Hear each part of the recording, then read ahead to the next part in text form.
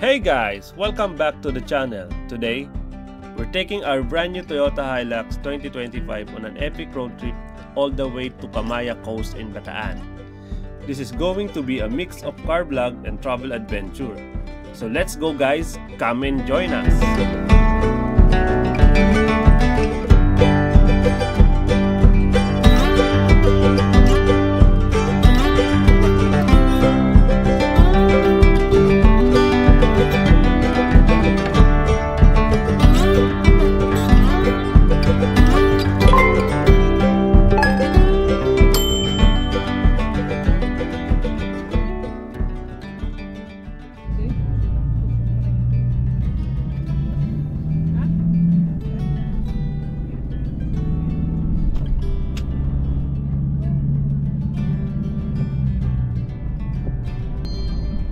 Dito na tayo sa EDSA.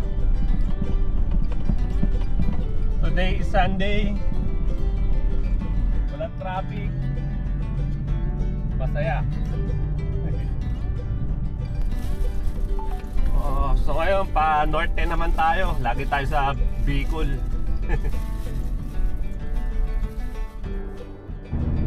Right now we're cruising along NLEX. So far the Hilux feel really good to drive.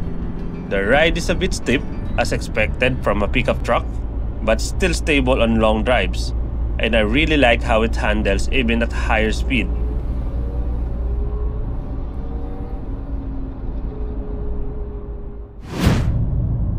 So, 165 kilometers pa yung pupuntahan natin. So, 3 hours driving pa, sabi ni Waze. 9 na tayo makakarating dun sa pupuntahan natin, no? Chill muna tayo dito sa Camaya Coast. Ay, Camaya Coast pala.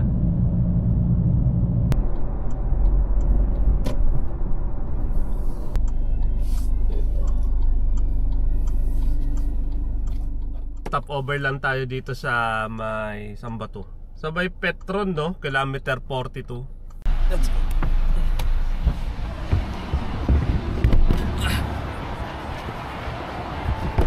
Magamit natin ngayon yung Hilux ng aking father-in-law, no?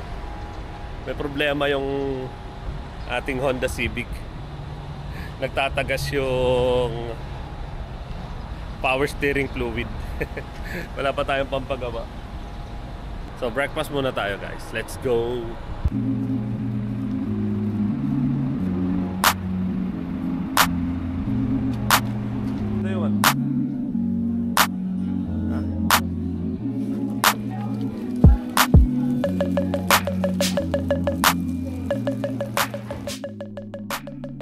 So guys, tapos na tayo mag-breakfast. Back on the road na tayo. Let's go!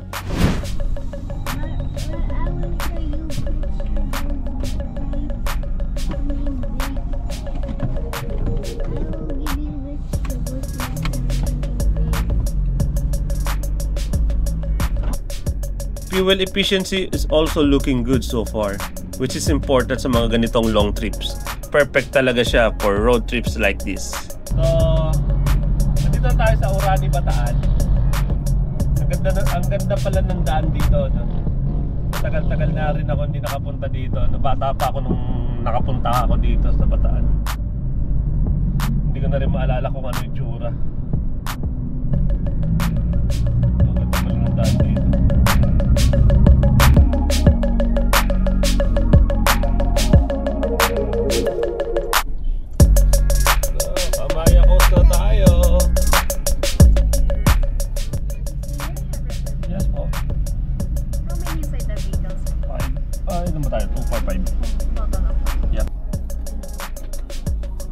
So ayan guys, nandito na tayo sa loob ng Camaya Coast. I-booking na kasi tayo kaya mabilis tayo nakapasok, no?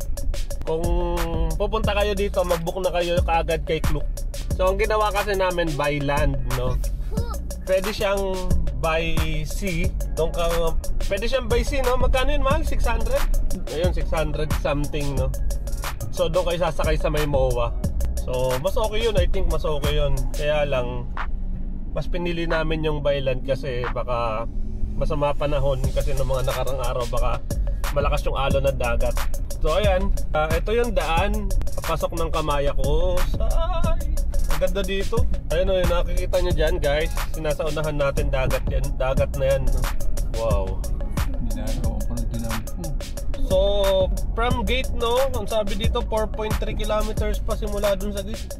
Grabe naman, layo pa. Buti na lang itong dala natin sa sakyan, yung Hilux, hindi yung isa. Ang gundo. Ayan, sana tayo papunta. Dito tayo, beach area. So, alam natin pagpasok yun eh, hindi pa pala. Ayun lang, medyo pangit ang daan dito. Mukhang nakurakot din yung daan mukhang nakurakot din yung naggawa ng daan dito Mga contractor talaga oh. Lali. Hindi, mukhang dinaanan ng truck to. Kaya naman pala sira kasi nadadaanan ng mga truck. Ayun, ang lalaki niya no. Hindi ba lumubog yan? Underdeveloped pa din talaga to. Underdevelopment. Ang lalaki niya no. Yung daan nga sa Bicol, sira-sira dahil sa mga truck eh. Dito pa kaya. Oh. Ganda ng panahon ngayon no. Nakalipas ng bagyo. Nag-aalay ako ng itlog.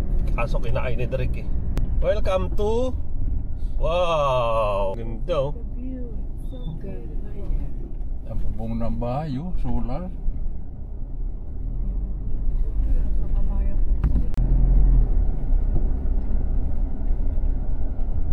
Bag drop area.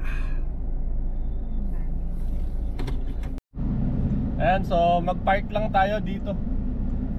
Hinatid lang natin yung sakay natin dyan sa drop-off area. Alright, so pinark lang natin dyan sa sakay natin. Puntahan na natin sila. Alright, let's go. Ayan, laki ng parking nila.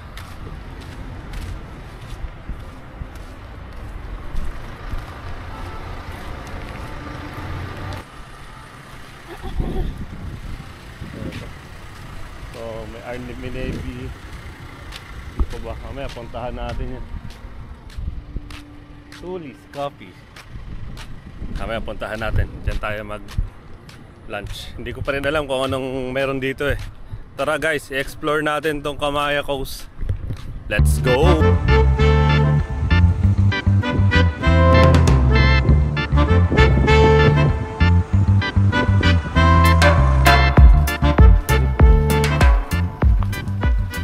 So pagdating nyo dito, kung may booking na kayo, park lang kayo doon, tapos diretso na kayo dito sa loob. Ganun lang pala yun.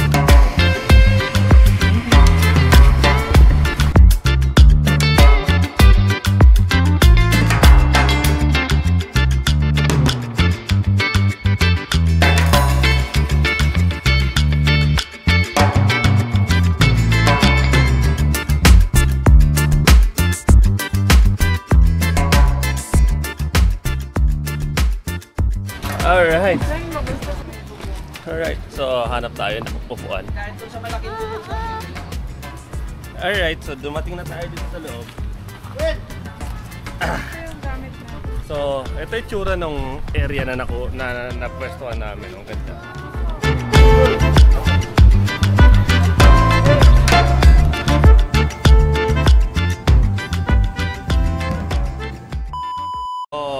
Habang kumakain kami, no, ituturo ko kayo dito sa loob ng Kamaya. Music, pasok!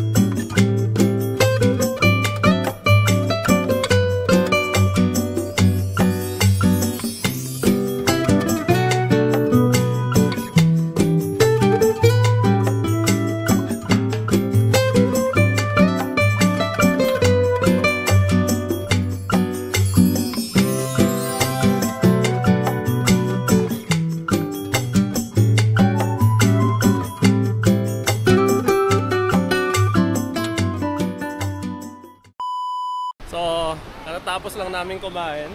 Nandito tayo ngayon sa may dagat. Ayun, at mukhang uulan dito guys, oh. Napakadilim. Banda doon. Ikot-ikot muna tayo. Yan, ipapasyal ko kayo guys.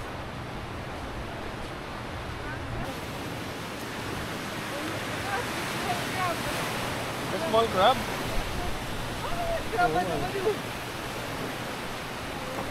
So ayan, sa banda doon may inflatable castle ba yun? Ano ba tawag doon? Puntahan nga natin. So, Bounce Bill.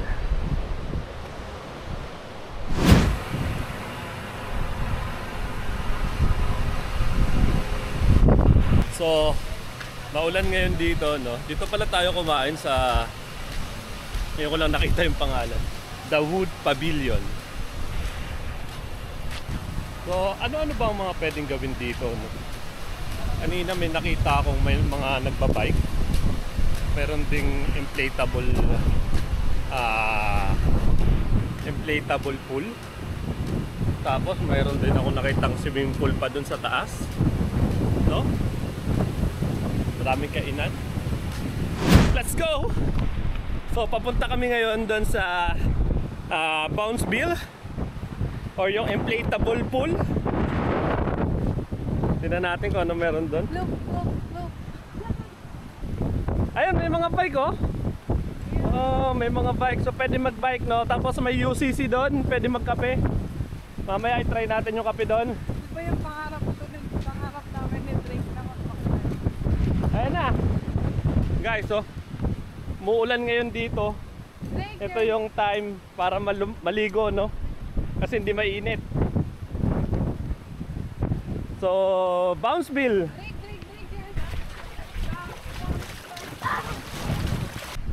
You're too strong. Oh. Careful. Wow! Oh no! Sit down. Wow. So dito naman sa kabilang side, no, ito yung may mga bike rentals, no. Pakita ko sa inyo yung bike na pwede nyong i-rent. Ayan, oh, may dalawahan. Ayan pa, tapos may mga mountain bike, no. Ayan, mountain bikes. Ito, mga pambata. So ito, may medic din pala dito sa tabi. Ayan. So ito yung kanilang sports and recreation activities, no. So yung basketball not available. Badminton is free, rent for 30 minutes. And then volleyball, kayak din. Bicycle, yeah, free din pala for 30 minutes.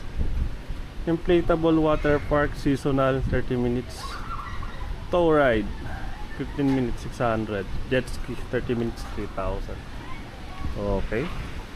So libre lang pala to for 30 minutes, no. May free kayo na kayaking and biking. So pasok tayo dito sa Aquapan.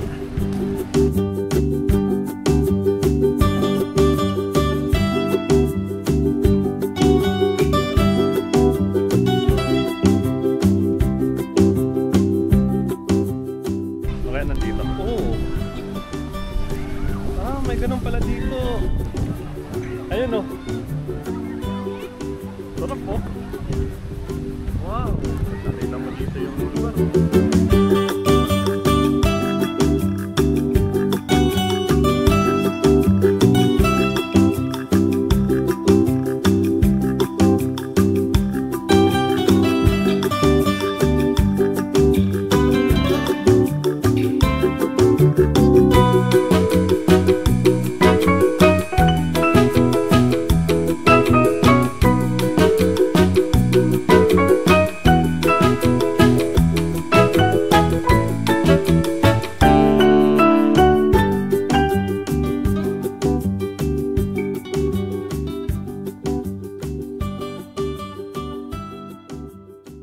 Ayan, so balik Bay Area tayo. Come on.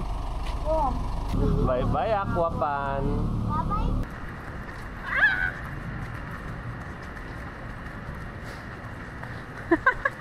Madulas ha? Is everyone gonna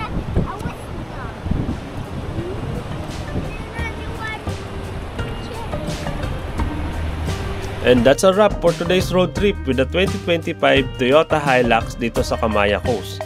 Sobrang solid ng trip, adventure, and relaxation all in one. Kung nag-enjoy kayo, don't forget to like, subscribe, and hit the bell icon para lagi kayong kasama sa mga susunod na biyahe. See you on the next adventure, guys! Bye-bye!